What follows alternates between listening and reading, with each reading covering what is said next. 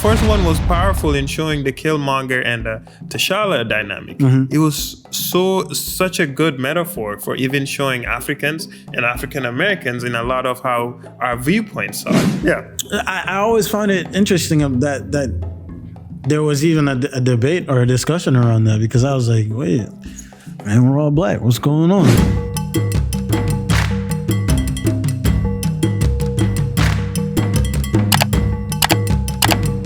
Wagwan, my people, children of the world. What else they be calling people these days? Yeah, a lot of things. We said man them. We said we greeted them in Wolof last time. Wow. Shit, I don't know, bro. We're running out of languages. We're running out of languages. Somebody throw us some new languages. Please tell us, how do we say what's up? What's going on in your language? Just let us know. What was it? Etisen. That's true. That's true. Yeah, Etisen. Okay. Shout out to our Charlie brothers and sisters. Mean to me, pray. They're gonna come for you, bro. Now, welcome, people. Welcome back to another episode of the Jola meets the Madi. We back. TJMTM. This is episode 6.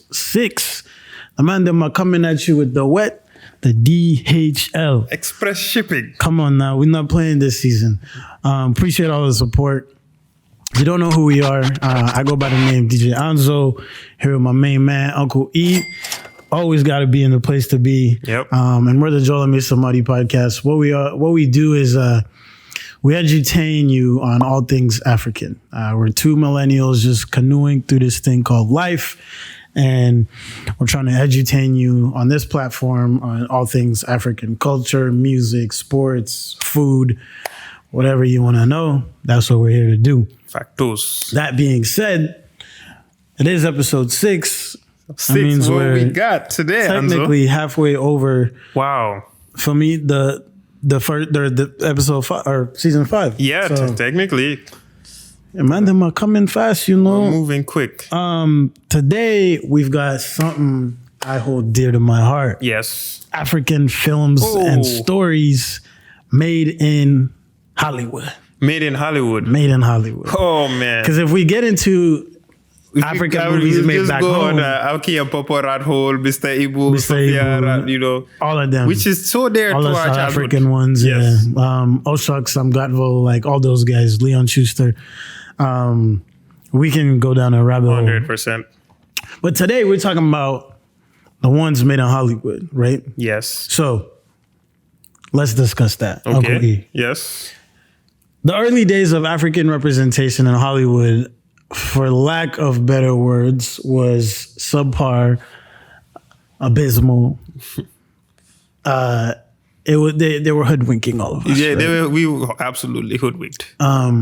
You would see lions running around, and some explorer comes. Yep. He's on a hunting trip, and or you would see like a Tarzan. The Tarzan, the King Kong with the apes. Yes, Planet of the Apes type of deal.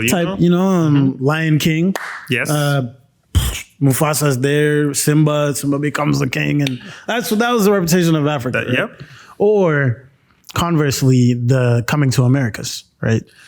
Before that, even let's not forget Alex Haley's The Roots. The Roots. Portrayal, which I feel like when it came out in the mid-70s, it was probably really profound on, I would say, to a lot of African Americans, seeing a story depicting how, their ancestor, the journey from, being captured as a slave to coming into the U.S. and generations after, kind of that story. I think that was maybe powerful when it came out. It had to be. I mean, we still talk about it today. We still talk about it. My dad talks about it all the time. He claims he knows Alex Haley, but I haven't fact-checked him. The later, RIP Alex Haley, but he claims it's like, Alex Haley, he came to Gambia to do Kutaki Day. Yes, I knew him. African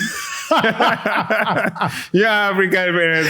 It's hard to put it in line. Like, is this Cap or is this guy really? Yeah. But he claims, he tells me about it all the time. Hey, I believe it. So, I believe Unc.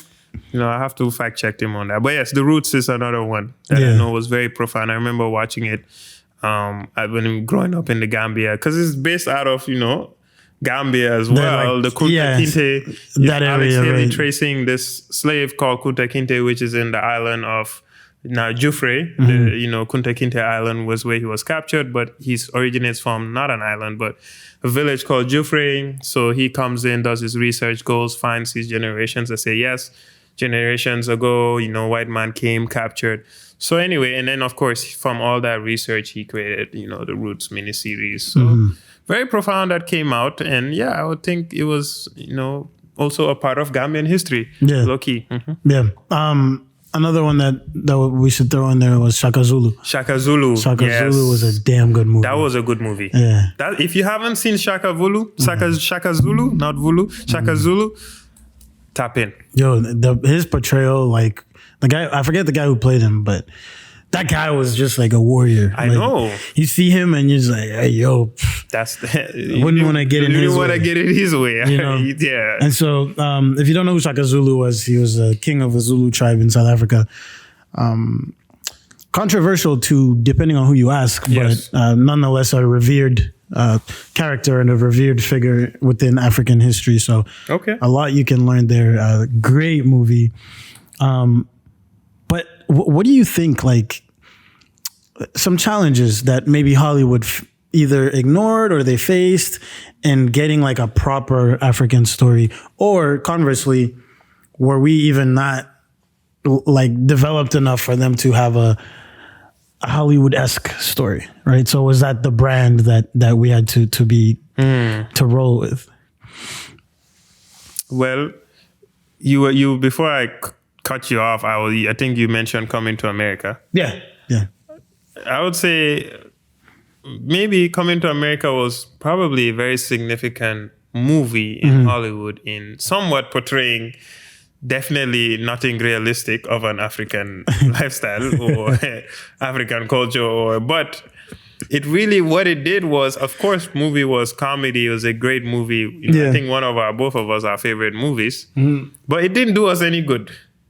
Because you don't think so? I don't think, if you really look at it outside of taking just a good comedic movie, in terms of an African story, there was nothing of an African story to this. The whole concept of Zamunda coming into the US to find the queen, it just perpetuated so many stereotypes, of like the African prince, coming in to find the wife in America, all of these things that I don't think it did any good to actually portraying an appropriate picture of, African society and cultures, or even if you're coming to America, what the actual journey was.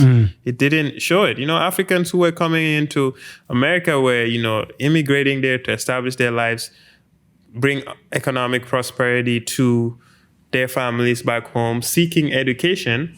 I think that was a real African story. Yeah. But, it's Hollywood. It was way more realistic. Yeah, so I always look at it as it was strictly made for Americans to enjoy, but it was not a movie made for Africans in terms of depicting anything of a realistic or African story. Yeah. I think that, obviously the greater majority of Africans that come here can't even relate to that. They was like, what is it? Yeah. Yeah, they're just unrelatable. It was funny. It was a very funny movie. The first one. Yes. The first one. Second one, then they're just like, I'm like, you see? Yeah. It's like, it's just stereotypes, warmonger, and all of these things. The Wesley Snipes playing, all of these. I'm just like, come on. Come on, guys. The character selection was good for the second one. I actually quite enjoyed the character selection, but the storyline, I was like, all right, we're mocking it a little bit. Yeah. What about now fast forward to today, right? Black Panther has been a comic since the 30s, 40s, something like that? Yeah, it's been a while. It's been a while. Yeah, I think maybe in the 60s. I don't know. Something like that. I'm not totally sure. Black Panther 1 and 2. I have very distinct opinions on both. So let's start with the first one. First one. What is your take on the first one? Was Black Panther something that was empowering for Black people as Marvel, Ryan Coogler, and the whole hype that had around it was presented? Do you think Black Panther represented that? So we've heard different takes on it, right? The one take, and I think the angle at which you look at the movie from matters a lot, But for me personally, yeah, Black Panther 1, bro, like, okay, the Wakanda is sort of the utopia, or maybe not even a utopia, but the center of prosperity. Yes, it's the most technologically advanced country in the world that's hidden in Africa. Exactly. Now, to say that we can build our own Wakanda somewhere in the world, I can get behind that 100%. I think that throwing in Killmonger and giving his perspective was also really important, because a lot of Africans would see him as the villain, while a lot of African Americans are like, no, he's not the villain. He gets it. And bro, you take a step back, you're like, oh, I see both perspectives. So Black Panther 1, I can completely get behind that. And because, like I said earlier in the last 2 episodes ago, I'm all for unity. And then... What about the second one? The second one... I'm not gonna lie, I didn't love it. Let me tell you why. Same here. The West was very clearly the enemy, right? Mm-hmm. But because the movie was made in Hollywood, I don't know if maybe Ryan Coogler wasn't being bold enough, or if the U.S. could never allow themselves to be painted as the enemy. Mm-hmm. Because if you notice, every single movie that's ever been made in Hollywood has never had the Americans as the enemy, right? At least a Hollywood movie. Not in Hollywood. That's what I'm saying, which is where Ryan Coogler works. So the idea that I feel like he wasn't being bold enough in the storytelling, because it's like, what beef do we have with the were they Mexicans, or the underworld people? The underworld, geographically, it's not even plausible, and then like the whole reasoning behind it makes no sense. You know what I'm saying? I was like, bro, like y'all are really losing me here, and yeah, it's just like really the enemy was the people trying to steal vibranium, which was the West, and I feel like they just weren't being bold enough in their storytelling there. So Black Panther 2, like, I got done seeing it. I'm not gonna hold you. I was excited because, like, I seen Chadwick's son, Prince. What's his name now? Does I think like T'Challa or to something? You don't know. Tell us. The third, yes. Right? I really enjoyed seeing him. Then Rihanna dropped the track. I teared up. I shed a thug tear now. We'll give points for that. And then, of course, Burna with the Alone. That track is very profound for me. If you haven't heard that soundtrack, listen to Alone by Burna Boy. It's like a lot of profound lyrics in that. So for the second one, it just couldn't get behind the storytelling. I did also love, one more thing, the woman empowerment in that. That was dope to see, because when they came here, Shuri was obviously technologically advanced, and then the kid who was was she at Howard, or is it at MIT? Oh, MIT, yes, and she was like a great engineer. I was like, I can get behind that. That's super dope. So the woman empowerment was dope, but the storyline, nah, bro. The storyline was not making sense. They were trying to do a little bit too much, and as you mentioned, a little bit maybe diplomatic, because. If vibranium existed in real life, I guarantee you, America would have had a whole CIA unit dedicated towards how can we make sure we get this vibranium. Yeah, which they painted somebody else trying to do it. I know. In the beginning of the movie. In the beginning of the movie. I'm like, come on. Not how it would work in real life. If we're going to paint this African, utopian society, having this natural resource that they only have, and is probably the most powerful, precious one. Yeah. Guarantee you, if this was in real life, the United States will be doing everything in their power to make sure they get and control that natural resource. Oh, yeah. They'd be all over it. So, well, how do you see the movies? Yeah, the first one, I remember 2018 first one, the Black Panther movement. It was such a wave. Mm-hmm. I think it was such a good time as well. It was like the first movie where I saw it was like almost, at least in my lifetime, a movement of just Black pride. Mm-hmm. Where everyone wore the something dashikis, where you're consciously, everyone was just so proud that finally box office, big time Hollywood, African superhero which we can dive in. But I think that was really good, especially for like kids that were growing up to see that. Those actors, you know, R.I.P. to Chadwick, you know, all of them, they were role models. Yeah. They gave so much. I think it was so important for the younger generation, kids growing up to see, you know, black people, you know, in big cinema, you know, box office. I think that was great. Second one, as you mentioned, I feel like they lost the plot. Because you now make, you know, enemies with, yes, let's just say for ignorance sakes, Mexicans, you know, or people of that ethnicity, Hispanic kingdom in under the water. Yeah. Or, you know. Tukulkan is like Tukulkan, you know, maybe they were Aztecs or maybe, either way, I don't get it. Yeah. It doesn't make sense. Yeah. And why are they so concerned with trying to kill this girl who works at MIT and then making the US seem like they have this good moral objection? Right. I just didn't resonate with it. No, like, not at all. First one was powerful in showing the Killmonger and the T'Challa dynamic. It was such a good metaphor for even showing Africans and African Americans in a lot of how our viewpoints are. In one, not Killmonger not really being accepted, and telling them that you guys should like wake up, like I am one of you. Exactly. And then the Africans saying, man, you see him always angry. Here they are, they don't respect us, blah, blah, blah. Right. It's just so many more dynamics in there that was so real and so like well played on both ends. Yeah. And then the second one, it just seemed like it was just a scramble. Yeah. And not only a scramble, but it was just not bold enough. It was not bold, you know? So yeah, it just fell flat for me. Second one, you know, I'll give it like a 7 out of 10. 7? Yeah, just be a generous 7. Because, you know, at the end of the day, I don't want to. Like a 6.5, 6? bro. Fair enough. First one, 10 for me. First one's a 9 for me, yeah. I'd give it a 10 personally. Okay. Also, like, you saw prominent actors or actors be stepping into prominent roles now. Like all the women soldiers. Yeah, it was their launching of their careers. Just catapulted them. I know we know of Winston Duke before, but like, yo, he killed that role. You know? Yeah, like I was walking around like, you know, M'Baku was my guy, bro. You know, like M'Baku was very, very, very, very good. His role. I'm not gonna hold you. I like Michael B. Jordan. Like I think he did a great job in that movie. Playing Killmonger, very good job in that movie. Bro. I agree. You know, he like really gave that perspective. Get enough credit, I think, for playing Killmonger. Oh yeah. He was a damn good villain, bro. He killed it. Yeah, shout out Black Panther 1. Yeah, let us know what you think. 1 and 2.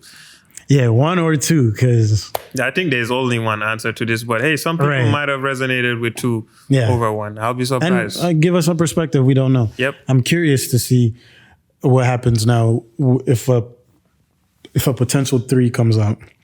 They should just. What'd you think about Woman King? Woman King, I love that movie. I don't care what people say. Yeah. I think it was a great movie. Viola Davis, I mean, Izuki, who I don't know her name, who played Izuki. Man, yo, like Woman King was dope. Izuki, man. What's the brother from Star Wars? What's his name? Who played the king? The king of Oyo? Yeah, the Oyo. What was his name? I forget his name. The British Nigerian guy. Yeah, I know. Anyway, shout out to him too. Yeah, he killed it. But I think Woman King was great. Bro, that fighting, the scene. Crazy. It was a great representation too of, I feel like people can talk shit all about it, but of showing, you know, around that period of time, what kingdoms in Africa look like, you know, in terms of even the palaces, the structures, clothing, the clothing they lifestyle. wore, lifestyle traditions. Like they did their research. The brother's name is shit. Keep going. Yeah. I know. We know what we're saying, but yeah, I just think it was a great movie, and I found it very hypocritical that all of a sudden people wanted to choose the Woman King to have a moral objection. Like, wait a minute, this is not accurate. It's not based on true stories. The controversy there. Because, you know, these people were actually involved in the slave trade. They were actually selling slaves, yada, yada. They were terrible people. Lupita Nyong'o denied the role because she went to Benin and found out that the homie were horrible people. So Woman King should not be celebrated. Right. What's your take on it? Bro, first of all, when do you start to pick moral battles, right? You know, like, Literally. you know what I'm saying? We watch white historical movies all the time. We watch American Sniper, all of these. You know what I'm saying? War movies. Like shit like that. Like, all of American them. Sniper, are you kidding me? We watch all of these war movies that we love, that I love, guilty of. Right. And nobody was like, wait a minute. Exactly. Have you looked at it from the other side? The other perspective, like, or even something like, so I get behind Top Gun all the time, but I'm like, on the receiving end, maybe not. You know, so I agree with you on that. I thought the Woman King was exceptional. Tuso and Bedu played Viola Davis's daughter. Exceptional. Killed it. I was watching her training for the movie.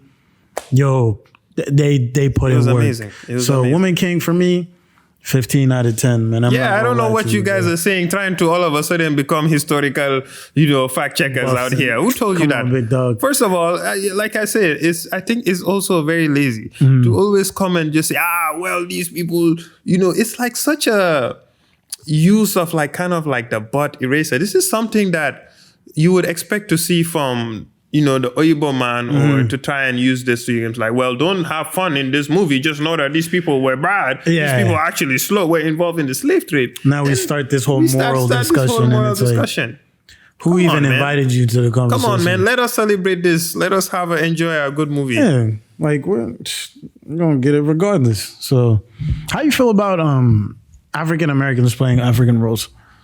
How do I feel about it? Yeah. Well, at first I didn't. Like, I was like, it's cool. Like, you never thought about Hotel it, right? Rwanda to Last King of Scotland, Forrest Whitaker. Like, a lot of those Hollywood movies, they were played by African Americans. Even when Black Panther, T'Challa, I didn't find anything to it. Like, when you watched the movie, you didn't think anything of it, At first, I didn't think anything to it. I was like, cool. Accents could have been better, but I understand. Stuff like that. I'm nitpicking. Yeah. But I think, I don't want to say it became problematic for me, but I started seeing kind of a double standard towards that, because Africans never complain, in my opinion, on why is Don Cheadle playing, a Hotel Rwanda role? Yeah. Or why didn't they get like an African actor to play King T'Challa? Yes, it's Hollywood, but no one complained. Yeah. But then all of a sudden, I started seeing people having an issue with especially Black British actors having African American roles. Right. It started becoming like, these people are coming in here playing these roles, and then they psyched us. they're speaking, saying hello, My name's Damson. Yeah. So that's when I started taking issue to it. I'm like, this shouldn't be the case. Whoever is the best actor for it should get the role. Like, and if it's a Black person and he does the job, why are we now saying that that actor has to come from a certain region? So then are we saying if any African story movie based out of Hollywood, it should be only an African actor to play it?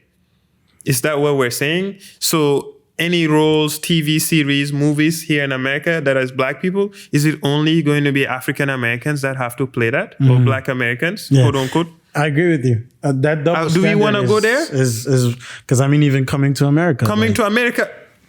We had Eddie Murphy, like, what I'm saying? No one ever said like, I don't think Eddie Murphy knew anything about Africa when he was coming in, and he was just cracking jokes, So and we received it well. We're like, this guy is funny American.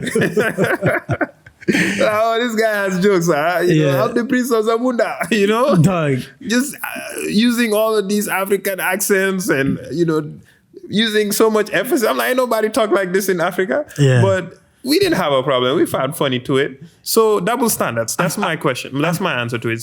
I agree with you. I've always found it weird, that double standard, because like, first of all, like Idris Elba, all the Tyler Perry joints he did, all the Wire. Yes.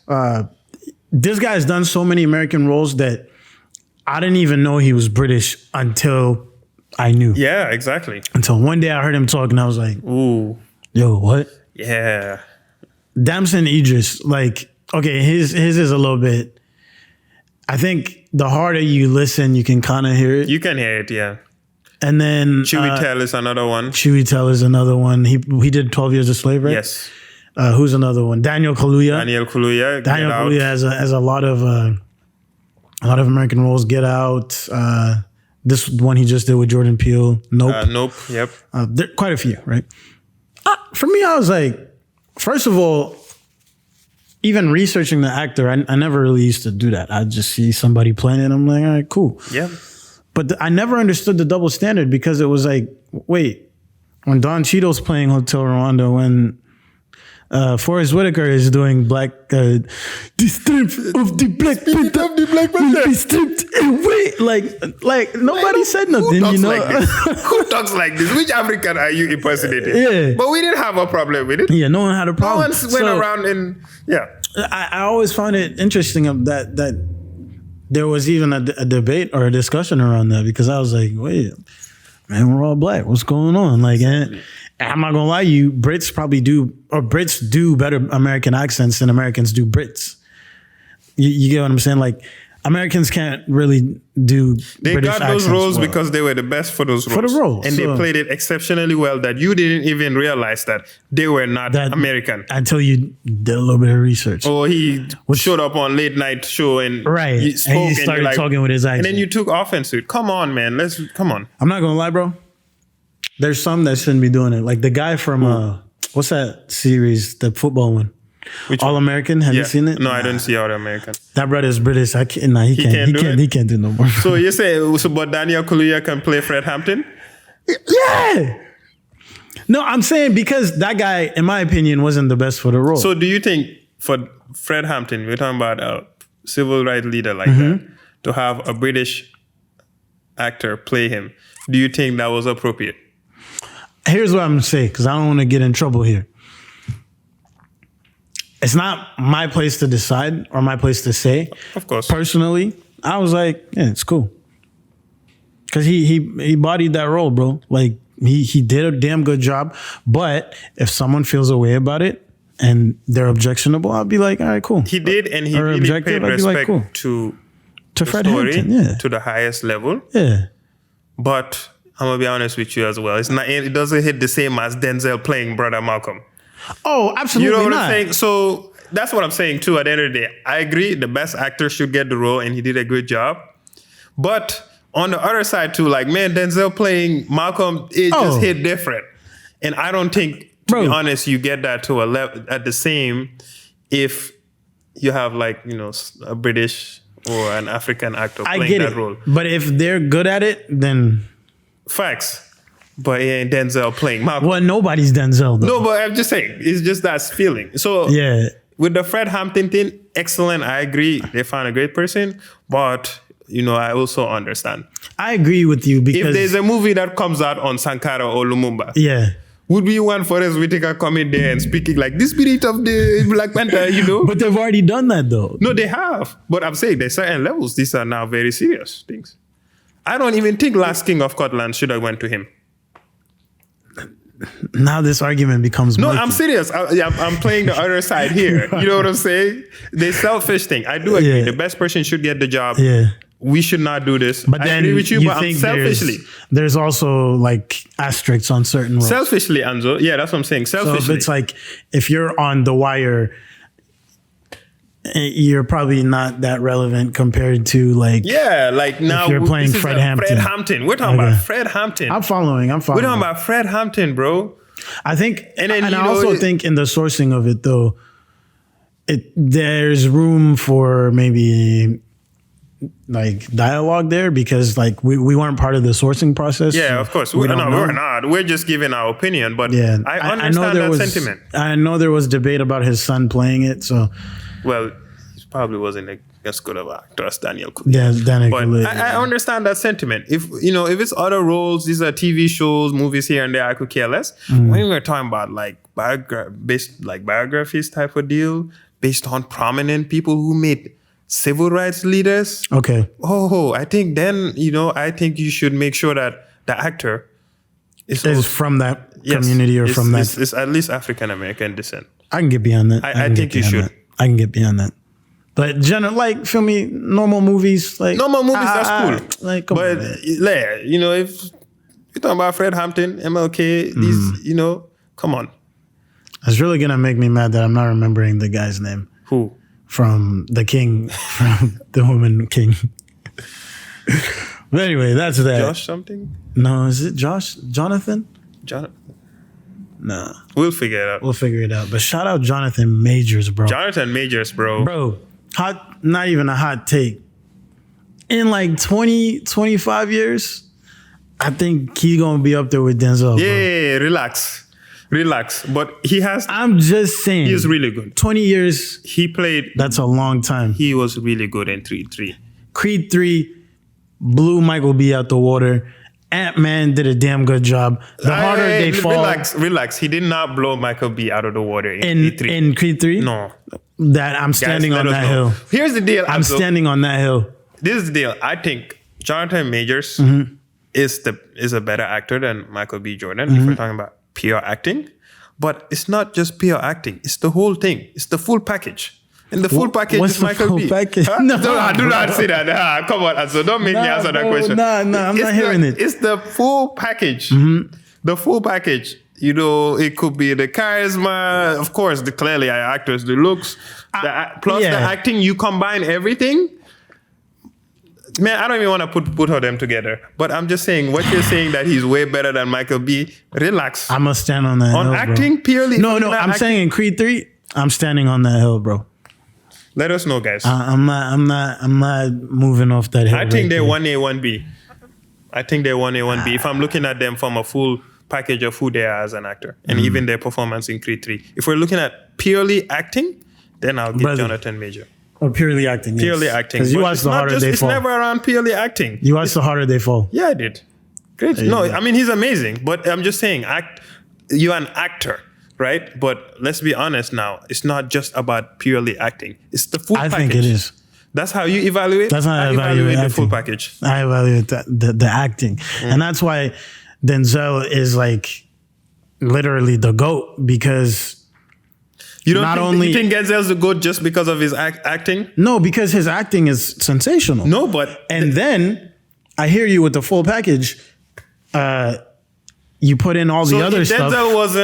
If Denzel wasn't, just before I take away the accent, if Denzel wasn't who he was, like a tall, dark-skinned, good-looking brother like him, with that amazing acting skills, don't you think that's what makes Denzel Washington? So you think Denzel was like 5'2" and he wasn't the best-looking guy, but he could act like that? Do you think he would be at the same... No, obviously not. No, but you see what I'm saying? I get what you're saying, but I don't think that... Acting is... an actor... it's for me, right?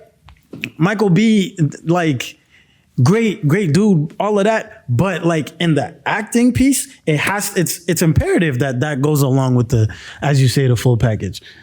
So for me, like I'm looking at the art of it, just the acting. I'm like, all right, cool. That's what I'm saying. You're strictly evaluating based on acting. And Jonathan Majors is damn good to me. I don't view it that way. I look at the persona of the actor, everything combined. Now, here's this. You take Denzel. He has the persona outside of acting. Yes. He has the charisma. He's intelligent, all this. Then you take his acting and it's like, oh, damn, this guy's a damn good actor. You put those two together. That's why he's the GOAT. He's the GOAT. No questions asked. Yes. In the space of acting, I think that Jonathan Majors in 20 years, and that's the last thing I'll say, is going to be up there with Denzel. Let us know what you guys think. I disagree. Hey, man, look. We're running out of time here. So here's what I'm going to say like this. Give us your top 3 African stories or African films made in Hollywood of all time. Of all time? All time, go. You can take a second too. Number 1. Blood Diamond. Ooh. That's my number 1. Ooh, that's a damn good movie. Number 2, Hotel Rwanda. Okay. And number 3, it's gonna actually be Tears of the Sun. Bruce Willis. Really? Tears of the Sun. Oh, that's mad, bro. Chris and I were just talking about that movie. Yeah. Okay. That's a good movie. Those are my top 3. That's a good movie. African stories or movies based off Hollywood of all time. Okay, I can get behind that. Here's my top 3. Let's go. No particular order. Number 1. No, I'm not saying number 1. Now, this is interchangeable. but I'm gonna say 1A, 1B, Blood Diamond, or Beast of No Nation. Come on, big man. Oh, you're right. Come on, big man. Because the storyline is similar there, right? Yes, it's based out of Sierra Leone. One is fictional, one is non-fictional.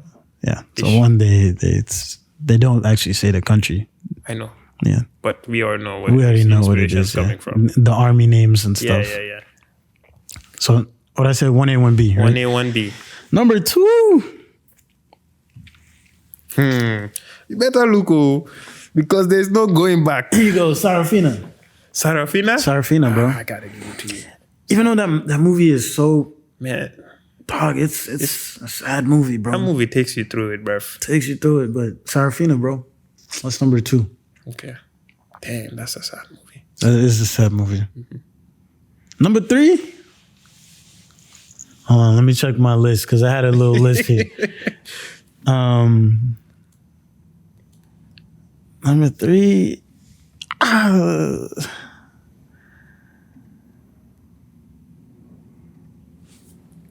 He's looking. I'm looking through my list. He doesn't want to go back. I don't want to go. So, did Sarafina make you cry?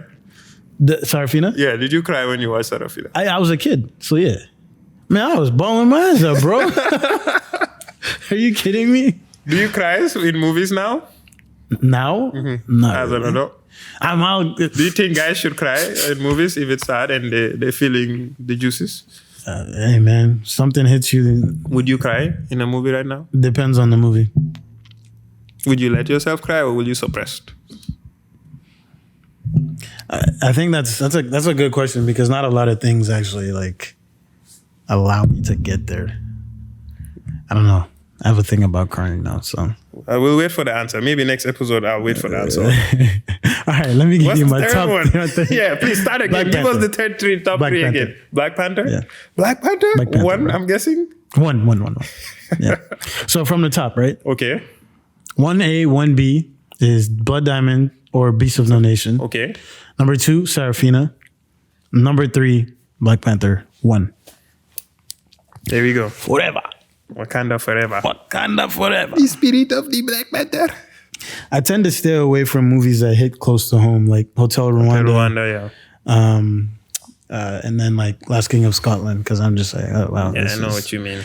Yeah. I know what you mean. Top 3, there you have it. Sometimes in April, shout out to that one. That was a kind of tough one too. Sometimes in April. Yeah, that movie, I ain't gonna lie, bro. Man, the eyes was a little bit teary and that.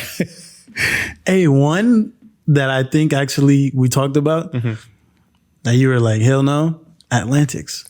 Atlantics? Yo, bro. Guys, if Honorable you haven't seen Atlantics, go watch it. Honorable it used mention. to be on Netflix. Is it not on there? I don't know. You know, Netflix are there. Yeah. But hopefully it's still there. If you haven't seen it, go watch Atlantics. Atlantics was a mad Netflix. movie, bro. Yeah. That was some storytelling. Yeah, that was amazing. And then another honorable mention is Tsotsi. It's a South African movie. Yeah, I know. Based in Joburg, yeah. So, hey, there you have it, y'all. There you have it. African film stories in Hollywood. Yeah, share with us. Share with us some that we're missing. Or your favorite. Yeah, and they can't be from Nollywood and yeah, maybe we'll have another whole episode talking about Nollywood. And, yeah, we're talking about strictly Hollywood. This is Hollywood-based movies, yeah, or from the West, from the Westland, quote unquote. But yeah, there you have it, y'all. Thank you for joining us once again. This has been the Jola Meets the Madi podcast. We're signing out. Please don't forget to like, subscribe, comment, stitch. We see the stitches. We see the stitches. Yeah, we do. But no, I appreciate y'all's support for real. And, until next time, stay humble, stay dangerous, and we're signing out. Peace. Peace.